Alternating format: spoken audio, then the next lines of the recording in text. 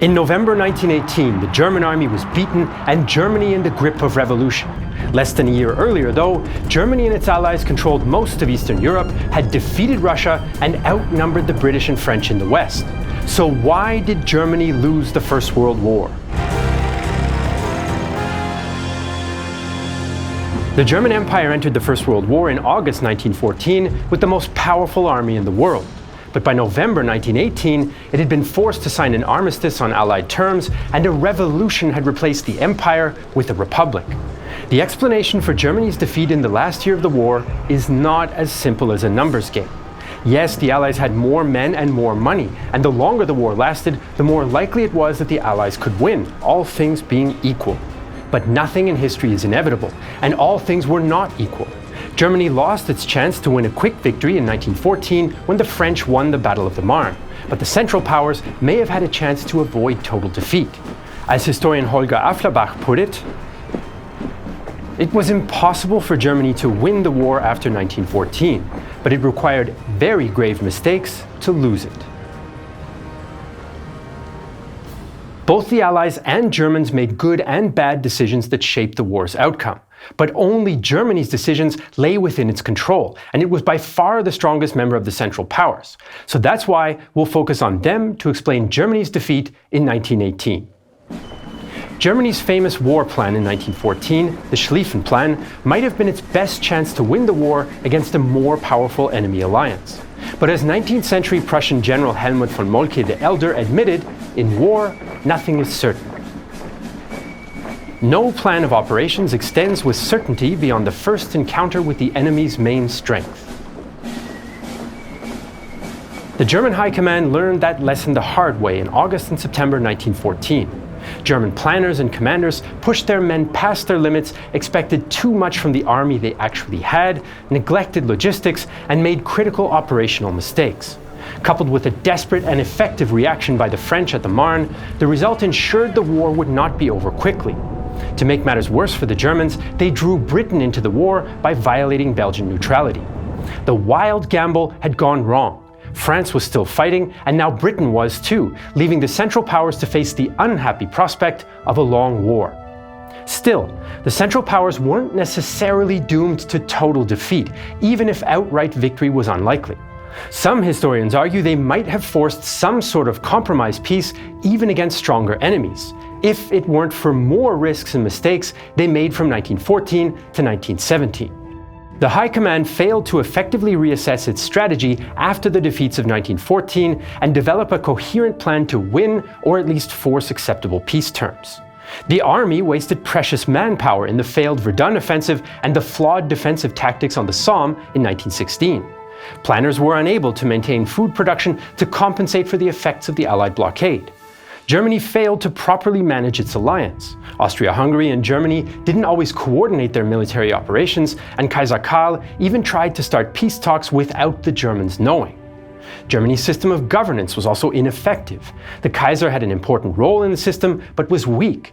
The military eventually took over, but didn't know how to run the economy or politics and interfered with those who did. And another huge gamble that blew up in their faces was the renewal of unrestricted submarine warfare in 1917, which failed to knock Britain out of the war and brought the United States in. Now that's not to say that Germany didn't have some successes. They, with Austro-Hungarian help, inflicted devastating defeats on Russia and Serbia in 1915, Romania in 1916, and Italy in 1917. They managed, with far fewer resources, to produce enormous quantities of weapons, to develop new ways of producing fertilizer, and convince the Ottomans and Bulgarians to join the Central Powers. The Allies, of course, also made mistakes. Inefficient use of their greater resources, disastrous offensives in Lorraine and East Prussia in 1914, Gallipoli and Champagne in 1915, on the Somme in 1916, and in Flanders and on the Chemin des Dames and in the Kerensky offensive in 1917. The difference was that as the weaker belligerent in a long war, Germany had no margin for error, and every mistake it made brought it closer to defeat. The same was not true of the Allies. Their prospects for victory, once the US joined in 1917, were intact, while the German High Command admitted in late 1916 it could not defeat the Allies on land in the West. So Germany failed to win a quick victory in 1914, then saw its chances for avoiding defeat further reduced by mistakes in the following years. But then the Bolshevik Revolution in late 1917 gave Germany one last chance for avoiding defeat, and so Germany gambled once again. In December 1917, the Central Powers and Bolshevik Russia agreed to an armistice and eventually signed the Treaty of Brest-Litovsk in early 1918. With Russia out of the war, Germany now in control of vast territories in Eastern Europe, and American troops not yet in France in large numbers, Berlin had one last chance to influence the outcome of the war. As German divisions moved from east to west in early 1918, the High Command prepared one more great gamble, and many in the Allied camp feared defeat. British Cabinet Secretary Maurice Hankey reported the worries of General John Duquesne. Duquesne envisages the possibility of the French army being smashed and cut off from us, the enemy demanding as a condition of peace the handing over of all the ports from Rouen and Havre to Dunkirk, and in the event of a refusal, the remorseless hammering of our army by the whole German army. He considers that, if we wanted to go on with the war, we should have to face the prospect of 1 million prisoners in France. Some Germans had questioned what the coming offensives could achieve, like Social Democrat politician Philipp Scheidemann. Suppose we were to take Calais and Paris. Suppose such a breakthrough were completely successful. Would that mean peace? We've overrun entire states, we've chased hostile governments from the land, and yet we still have no peace. Most Germans, though, held out hope that victory was still within reach. On March 21, 1918, the German army launched the so-called Kaiser's Battle, or Operation Michael, against the British Fifth Army. More than 70 divisions, supported by 6,500 guns, sliced into 34 British divisions in an attempt to split the two Allied armies. German forces pushed back the British, took 75,000 prisoners, and achieved unheard-of advances in the West since 1914. Ludendorff explained that he would set objectives as the attacks progressed. In Russia, we always merely set an intermediate objective and then discovered where to go next. But by April 5th, the German drive had run out of steam, and the British, with French help, managed to stabilize the situation. The German High Command then unleashed a series of follow-up offensives against both British and French sectors. Operations Georgette in April, Blücher-York in May, Gneisenau in June, and Friedensturm in July. In the end, these last-ditch attacks all made serious dents in Allied lines, but they did not result in the capture of any significant strategic objectives, and they didn't force the British and French to ask for peace terms. The Western Front was not Russia, and the Allies managed to pool their reserves to stabilize the front, with General Ferdinand Foch taking overall command. The French then launched a major counteroffensive in July, which began to turn the tide for good. The British followed with their own attack on August 8th, a day Ludendorff called the Black Day of the German Army. From then on, the Allies advanced without stopping during the so-called 100 Days Offensive, and while the German army still fought back, it was a beaten force. The Allies also achieved crushing victories over the Ottomans, Bulgarians, and Austro-Hungarians in the closing phase of the war, meaning that even if Germany could somehow hold out for longer in the West, it was completely unable to defend itself in the south and southeast. In October, Ludendorff told Berlin to ask for an armistice since the war was lost, and the fighting came to an end November 11, 1918. So what happened in that critical period that resulted not in the German victory General Duquesne and others feared, but in a clear military defeat? The German offensives from March to July broke their own army without gaining a decisive victory. In March and April alone, they lost 280,000 casualties. By the end of July, the figure was 977,000, and the killed and wounded were disproportionately from Germany's best units, including the famous stormtroopers. German soldier Friedrich Meisel described the heavy losses. French shells began to hit to the right and the left of us, leaving human forms writhing in agony. Our advance came to a stop, and soon the French drum fire engulfed us. The air was filled with gas and flying pieces of steel. I reached for my gas mask, pulled it out of its container, then noticed to my horror that a splinter had gone through it, leaving a large hole. I felt like an animal cornered by hunters. I leapt at a man whose wound I had just bound, and in the next moment had ripped his gas mask from his face. The last thing I saw before putting on the mask were his pleading eyes. Germany needed 200,000 replacements every month, but each month only saw 70,000 recovered wounded and an average of 25,000 new recruits. These losses caused overall German strength to fall from 5.1 million men in March to just 4 million men 6 months later. Meanwhile, the Allies were growing stronger even without Russia. The British released reserves they'd held in Britain, and by the end of the year, nearly 2 million Americans were in France. Even if the Americans played a lesser role in combat, their presence was important. German rifle strength had outnumbered the Allies by 1.57 million to 1.35 million in April, but by November, there were just 866,000 German riflemen facing 1.49 million Allied. German commanders also kept shifting priorities once each drive ran out of momentum. If the Germans had taken rail hubs like Amiens or Asbruck, they could have seriously threatened Allied logistics. Major Wilhelm von Leeb was critical of the Army High Command, or OHL. OHL has changed direction. It has made its decisions according to the size of territorial gain rather than operational goals.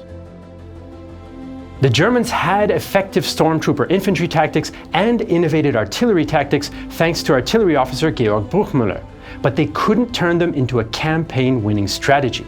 The Allies, on the other hand, adapted and collaborated. When the German offensive threatened Allied positions, the British government released reserves from the home front. The Americans, who had insisted until now on keeping their army together, agreed to lend out some of their divisions to the French and British. The French transferred forces to the British to stop Michael in March as well. British Commander Douglas Haig, who'd until now opposed being under French command, agreed to serve under French General Ferdinand Foch, who took over as Supreme Commander of Allied forces. And the Allies were better at the most modern form of warfare, combined arms war using the latest industrial weapons on a mass scale. Germany had invented all sorts of new weapons technology, from poison gas to flamethrowers, but the Allies beat the Germans at their own game. They had 800 tanks in the field, while the Germans had about 20. Had 4,500 aircraft to the Germans' 3,700, 18,000 guns to Germany's 14,000, and 100,000 motor vehicles to move supplies, of which the Germans only had about 30,000. France alone produced about 50% more planes than Germany in 1918. They caught up to the Germans in terms of the quality of heavy artillery and surpassed Germany in artillery pulled by tractors and available shells per battery. Historian David Stevenson summed up the shift. The Allies won the technological race and overtook their enemies not only in numbers but also in fighting power. In the process, they pioneered the characteristic forms of later 20th century warfare. Although the German army was beaten, it was still fighting in fall 1918, and Allied planners fully expected to fight on to complete victory in 1919. Instead, Germany suffered a devastating collapse in morale that ended the war sooner. Even before the spring offensives began, many German troops had lost hope, and this only got stronger as 1918 went on. Up to 180,000 German troops deserted en route to France or while on leave in 1918. When they advanced in the field, some infamously stopped to plunder Allied supplies, but they also began attacking their own supply trains for food. British military intelligence also noticed the change based on prisoner interrogations. The belief is prevalent among officers and men that Germany cannot now win the war. After the offensives failed, surrenders became common, including groups or even whole units. This wave of surrenders accelerated until the November 11th armistice, as the army continued to slowly disintegrate. In just the last 3 months of the war, nearly 400,000 German troops surrendered. By some counts, almost as many French troops had surrendered in the entire war. Many within the rank and file became convinced that fighting no longer served Germany's interests, just those of the High Command, the monarchy, and war profiteers, the so-called Schwindler. The main thing is that the schwindel and the killing stop. Doesn't matter to us if we end up German or French. Others were more likely to surrender because they felt disoriented as units suffered such heavy losses that they lost cohesion and group loyalty. Overall, the army suffered a nominal loss rate of 140% in just over 8 months. So if a unit had 1,000 men in January 1918, by October, including all the new recruits and replacements who joined in that time, a total of 1,400 men were wounded. And commanders often threw the remnants of depleted units together instead of building them back up with replacements. Unit cohesion suffered even more because the military regime shuttled hundreds of thousands of men between the field army and industry as short-term priorities changed. At the same time, soldiers, sailors, and civilians inside Germany had had enough as well. Workers suffering from malnutrition and war weariness went on strike, and Navy sailors mutinied rather than sail out for a final suicide mission against the more powerful Royal Navy. Public anger turned against the Kaiser and the military who led them into the war, and a full-fledged revolution in early November forced Wilhelm to abdicate and flee to the Netherlands.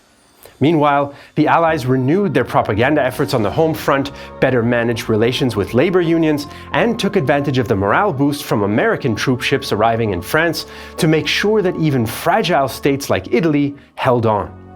Of course, millions of Germans, military and civilian, wanted to keep fighting, but millions did not, and that tipped the balance.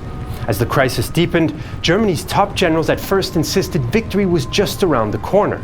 In the late summer, they panicked and admitted defeat, a cycle they repeated more than once in the second half of the year. In mid-August, Ludendorff and Hindenburg informed the Kaiser and Chancellor Georg von Hertling that Germany could not win the war. Ludendorff then changed his mind on this question, but after the collapse of Bulgaria in late September, he announced on October 3rd that Berlin had to seek an armistice since the war was irretrievably lost. He also told Hindenburg that he had no confidence in the troops, since in his view, they'd been infected by socialism. The German High Command had led the army into disastrous offensives and now undermined what was left of morale by admitting defeat so suddenly. Historian David Stevenson summed up the impact. The German army, for all its virtuosity, was let down by a failure of generalship. So, 1918 saw the German army defeated in the field and a general German collapse in morale, but it also saw the failure of German wartime politics. From 1916, the German military established an informal dictatorship, and they turned out to be pretty bad at governing. Different interest groups among the German civilian and military elites struggled to give the war a coherent meaning, and none of them really succeeded. The Army High Command generally saw no political solution to the war and so insisted on and mistakenly believed in their own military superiority until it was too late to avoid defeat. The Kaiser and High Command stuck to maximalist war aims at the cost of a potentially more effective strategy. They still insisted on annexing Belgium, Luxembourg, and parts of France until summer 1918. Ludendorff and Hindenburg even forced Foreign Minister Richard von Kuhlmann to resign when he said that the war could not be decided by military means alone. These rigid objectives were at odds with Germany's allies like Austria-Hungary, who wanted peace as soon as possible, starting in 1916. The Allies coordinated far better, aligning their positions on Alsace-Lorraine, the breakup of Austria-Hungary, and the League of Nations, even though, of course, some of this consensus would break down after the war. And although Germany won in the East in 1918, the High Command kept hundreds of thousands of German troops tied up occupying the territories they'd forced Russia to give them, leaving fewer resources for the campaign in the West. In the turmoil of the former Russian imperial territories, the German authorities weren't even able to extract the food that they needed from the lands that they'd conquered, even after the so-called bread peace with the new Ukrainian state. These policies were at odds with the desire of most regular Germans for peace, like this soldier in fall 1918. Why didn't we dispatch a peace note when our offensives had their greatest success? No, now when we're taking it on the chin, they want to make peace again. Just like in December of 1916. On the home front, the military leadership consistently turned to coercion as a tool of governance against strikers and other unhappy citizens. When Chancellor von Hertling told Ludendorff about the brewing unrest in September, the Quartermaster General simply replied that more repression was required. Austria-Hungary did the same, constantly seeking to root out disloyal Slavs, executing thousands of its own Ukrainian citizens on suspicion of having Russian sympathies, and moving 7 divisions to the interior to keep order against roaming deserters. Germany also failed to react to crises and support its allies in 1918. Austria-Hungary was suffering from extreme hunger in the Austrian half of the empire, but what little food the Central Powers did get from Ukraine went mostly to Germany. Ludendorff famously had a breakdown when the Bulgarian front collapsed, since by gambling everything on the west and leaving large occupation forces in the east, Germany had nothing left to support the Austrians in Italy or the Bulgarians in the Balkans. The Allies, on the other hand, had leaders who were flawed, but more legitimate and more representative of the men in the front lines and the people in the factories at home. President Wilson's message that the war was a crusade of democracy was more effective as a result. They also used their command of the sea and good relations with neutrals like the US until 1917 and Argentina to help feed and fund the war effort and, for example, support Italy and France in their worst moments of economic and military crisis. The German Empire waged a war of risks from 1914 to 1918, a war that ended in bitter defeat. Berlin took these risks because it was the weaker side, but none of them could stave off total defeat. The final gamble in spring 1918 also ultimately failed. The High Command had no strategic goals, the army was beaten in the field by a superior enemy, the generals admitted defeat, and the other Central Powers collapsed.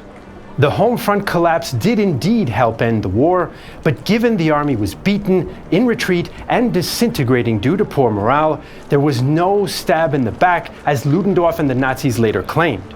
That myth, however, would help convince many Germans they'd never lost, with deadly consequences for the next World War. In 1945, however, the Allies didn't stop before the German borders to avoid the mistakes of 1918.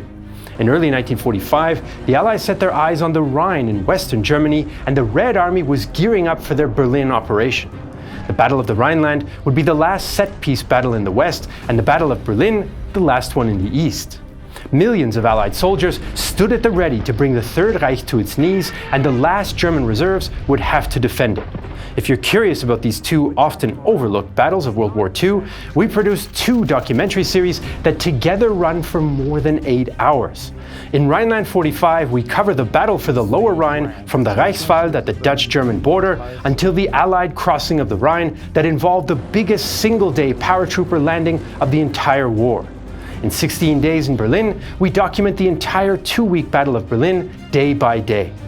Both documentary series were filmed on original location, feature expert guests like Ian from Forgotten Weapons or David Willey from the Tank Museum, and they show the Second World War in an uncompromising way that wouldn't be possible to show on YouTube. So where can you watch 16 Days in Berlin and Rhineland 45? On Nebula, a streaming service we built together with other creators. On Nebula, we don't have to worry about the algorithm or advertiser guidelines, and the viewers there support us directly simply by watching our videos, which, by the way, are ad-free and usually uploaded earlier than on YouTube. If you head over to nebula.tv/thegreatwar and sign up, you can save 40% on an annual subscription right now and watch 16 Days in Berlin, Rhineland 45, or our brand new Nebula original series Red Atoms about the Soviet nuclear program. And that's not all. Apart from a growing number of Nebula originals, your subscription now also includes classes. In our newest class, I teach you everything about producing a real-time history documentary and give you a glimpse behind the curtains of our production methods. That's nebula.tv/thegreatwar for 40% off on annual subscriptions and supporting us at Real-Time History directly. As usual, you can find all the sources for this video in the description down below. If you want to watch some other First World War analysis videos, check out the recent videos we posted about the downfall of the Imperial Russian Army, or another one about the Battle of Cambrai, where Germany learned the wrong lessons about tank warfare. If you're watching this video on Patreon or Nebula, thank you so much for the support. I'm Jesse Alexander, and this is a production of Real-Time History, the only history channel that is also sick of the schwindlers on YouTube.